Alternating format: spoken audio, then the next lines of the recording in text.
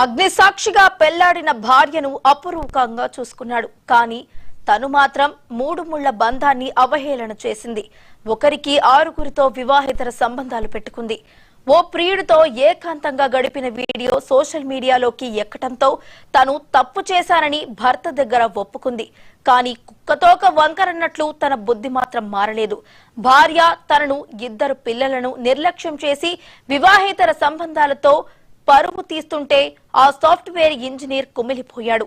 ఎంత నచ్చజెప్పినా భార్య వినకపోవడంతో తీవ్ర ఆవేదనకు గురయ్యాడు. తప్పని చెప్పాల్సిన ఆ వివాహిత తల్లిదండ్రులు కూడా కూతురినే వెనుకేసుకు వచ్చారు. తీవ్ర మానసిక ఒత్తిడితో ఆ సాఫ్ట్వేర్ ఇంజనీరింగ్ చివరికి ప్రాణాలు తీసుకున్నాడు. తన ఆవేదనను 19 పేజీల సూసైడ్ నోట్లో రాసుకున్నాడు. అందులో ప్రతి అక్షరం గుండెల్ని పిండేస్తోంది.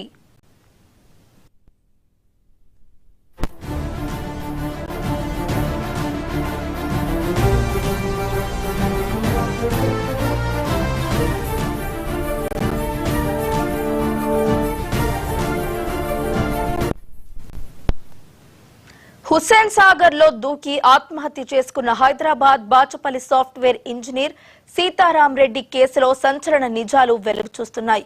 సీతారాం రెడ్డి మరణంతో అడ్డు తొలగిపోయిందనుకుంది అతని భార్య రేణుక. నెల తిరక్క ముందే తన అరడజను ప్రియుల్లో ఒకడైన రమణారెడ్డిని పెళ్లాడింది. భర్త చావుతో తన వివాహేతర సంబంధాలు రహస్యంగా ఉండిపోతాయనుకుంది. కానీ సూసైడ్ నోట్ బయటికి రావటంతో రేణుక, ఆమె ప్రియుల దుర్మార్గుల బయటకు వస్తున్నాయి. మహిళయుండి ఆమె సోదరి, ప్రియుడి సోదరి ఈ అనైతిక వ్యవహారాలకు మద్దతిచ్చిన విషయం వెలుగు చూసింది. భర్త అడ్డు తొలగిపోయిందనుకుంది. నెల తిరక్క ముందే ప్రియుడు రమణారెడ్డితో పెళ్లిపీటలెక్కేసింది.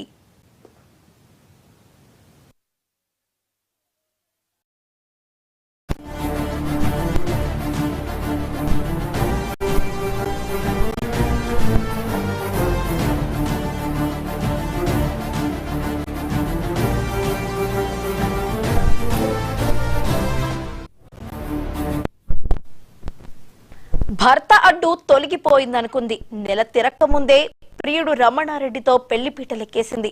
భర్త చావుతో తన అక్రమ సంబంధాలన్నీ గుట్టుగా ఉండిపోతాయని అనుకుంది. కానీ మరణానికి ముందు గుండెలు బద్దలయ్యే తన సంఘర్షణను సూసైడ్ నోట్లో రాశాడు సాఫ్ట్వేర్ ఇంజనీర్ సీతారాం రెడ్డి.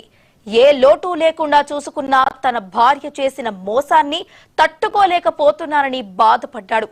ఆమెతో వివాహేతర సంబంధాలు పెట్టుకున్న వారి పేర్లు, వారికి సహకరించిన వారి పేర్లను తన 19 పేజీల సూసైడ్ నోట్లో డీటెయిల్డ్ గా రాశాడు.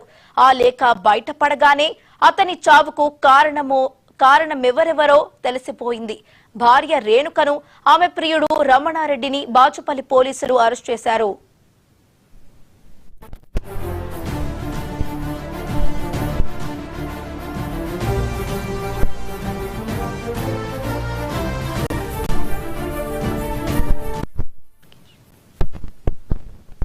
కొడుకు మరణంతో సీతారాం రెడ్డి తల్లిదండ్రులు కన్నీరు మున్నీరవుతున్నారు. సాఫ్ట్వేర్ ఇంజనీర్ గా ఎదిగిన తమ కుమారుడు భార్య మోసం చేయడంతో మానసికంగా కుంగిపోయి చివరికి ఈ నిర్ణయం తీసుకున్నాడని కన్నీటి పర్యంతమయ్యారు.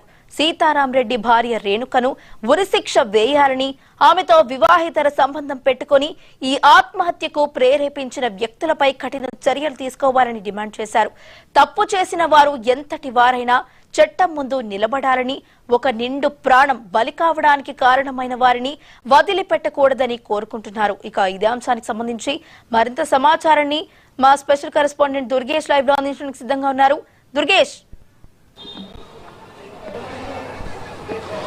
హైదరాబాద్ నగర శివార్లో బాచుపల్లి పోలీసు పరిధిలో దారుణమైన ఘటన చోటు చేసుకున్నది. రేణుక అనే యువతి తన భర్త అయినటువంటి సీతారాం, సాఫ్ట్వేర్ ఇంజనీర్ గా పనిచేసిన సీతారాము మార్కాపురం చెందిన వాళ్ళకు వివాహం చేసుకున్నారు. వాళ్ళకి ఒక కూతురు, ఒక పాప, ఒక బాబు, అంటే 2 పిల్లలు ఉన్నారు. 2 పిల్లలు అల్లారు ముద్దుగా పెంచుకోవాల్సిన పరిస్థితుల్లోనే రమణారెడ్డి అనే ఒక వ్యక్తి ఆ కుటుంబంలో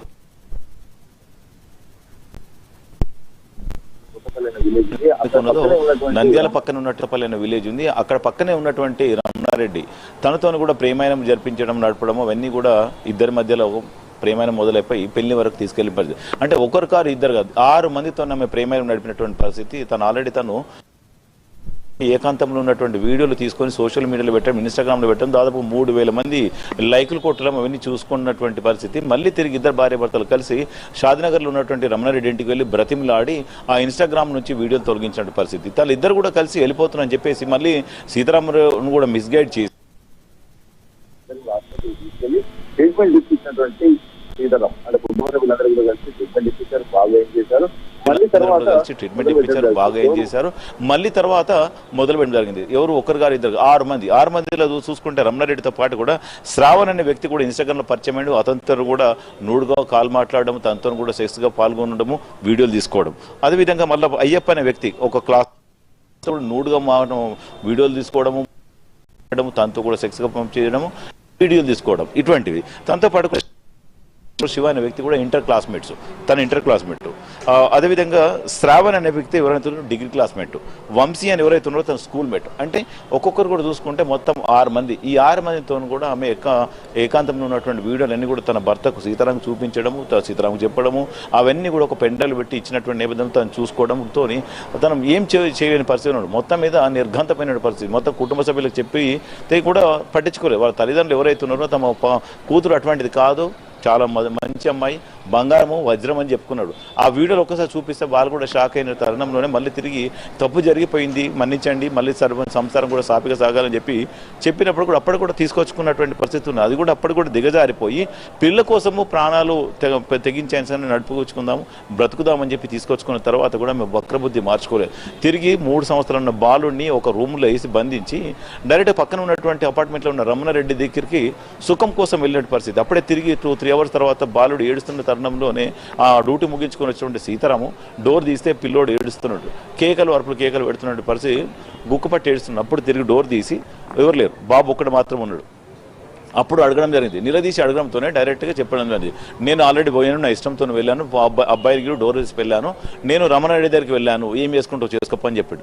ఇటువంటి మాటలతో తట్టుకోలేక తను ఆల్రెడీ సూసైడ్ నోట్ 19 పేజీలో సూసైడ్ నోటు క్లియర్గా రాశాడు. ఎవరెవరితో మేము ఏకాంతంగా ఉన్న వీడియోలు ఉన్నాయి, ఎవరెవరితో మేము సంబంధాలు పెట్టుకున్నది, ఎప్పటి నుంచి అక్రమ సంబంధాలు పెట్టుకున్నది, ఏం చెప్పింది, ఇవన్నిటికి సంబంధించిన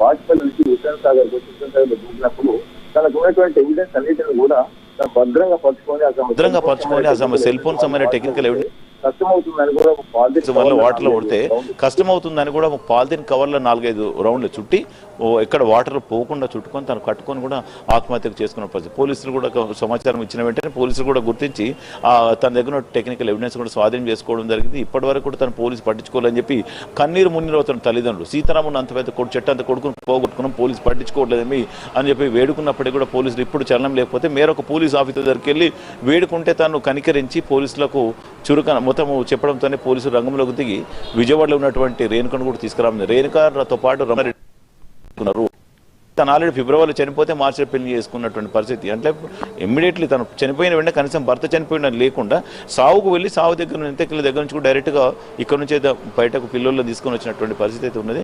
మరి ఇటువంటి మహిళలు ఏంది అనేది తలదించుకునే పరిస్థితి, సభ్య సమాజం తలదించుకునే పరిస్థితి తీసుకొచ్చిందంటే ఈ ఒక రేణుక అని చెప్పవచ్చు. ఎందుకంటే ఒక్కొక్కరు కాదు, ఇద్దరు కాదు, 6 మందితో మేము ప్రేమాయణం జరపడము, 6 మందితో సెక్సువల్గా పాల్గొనడం, 6 మంది వీడియోలు తీసుకొని పెట్టుకోవడము, ఇదంతా ఒక అడ్డు తొలగించారు. ఎట్లయితే నేను చంపితేనే అడుగు తొలగించుకోవచ్చు, రమణారెడ్డి పెళ్లి చేసుకోవచ్చు, ఇంకేమన్నా ఇష్టం చేసుకోవచ్చు అనే ఉద్దేశంతోనే వీడియోలన్నిటిని కూడా రికార్డ్ చేసి తనకు చూపించినటువంటి పరిస్థితి. అవన్నీ కూడా క్లియర్ రాశాడు. 19 పేజీల నోట్లు ఏదైతే సూసైడ్ నోట్ ఉందో క్లియర్ రాశారు. ఆమె ఎప్పుడు పెళ్లి చేసుకున్నారు, ఇద్దరు కలిసి ఎవరెవరితో సంబంధాలు పెట్టుకున్నది, ఏమి మాట్లాడింది, తన ఆస్తులు ఎంత, బంగారం ఎంత, ఇవన్నీ కూడా క్లియర్గా సూసైడ్ నోట్ రాసి తన ఆత్మహత్యకు చేసుకున్నటువంటి పరిస్థితి మనం చూస్తాం. పోలీసులు అయితే ఈ రోజు ఆమె కస్టడీలోకి తీసుకోవడం జరిగింది. ఆమెను రమణారెడ్డి ఇద్దరిని కూడా కస్టడీలోకి తీసుకున్న బాచుపల్లి పోలీసులు విచారణ చేస్తున్న పరిస్థితి. ఎందుకంటే ఎందుకు ఈ విధంగా టార్గెట్ చేసుకొని ఒకవేళ అంతకుముందు పెళ్లికి ముందే కూడా నాకు సంబంధాలు ఉన్నాయి, ఈ అక్రమ సంబంధాలు ఉన్నాయి, మా తల్లిదండ్రులు కూడా మంచి అబ్బాయి ఉన్నాడు అని చెప్పి మాయమాట చెప్పి పెళ్లి చేశారు, నాకు ఇష్టం లేని పెళ్లి చేశాను. మరి ఇష్టం లేని పెళ్లి చేసుకున్నప్పుడే ముందు చెప్పుంటే ఇంతవరకు వచ్చేది కాదు కదా అని చెప్పినాడు. ఎందుకంటే ఆల్రెడీ అక్కడ పెద్దలు కానీ కుటుంబ సభ్యులు కానీ అందరూ మాట్లాడారు. Right, thank you Durgesh.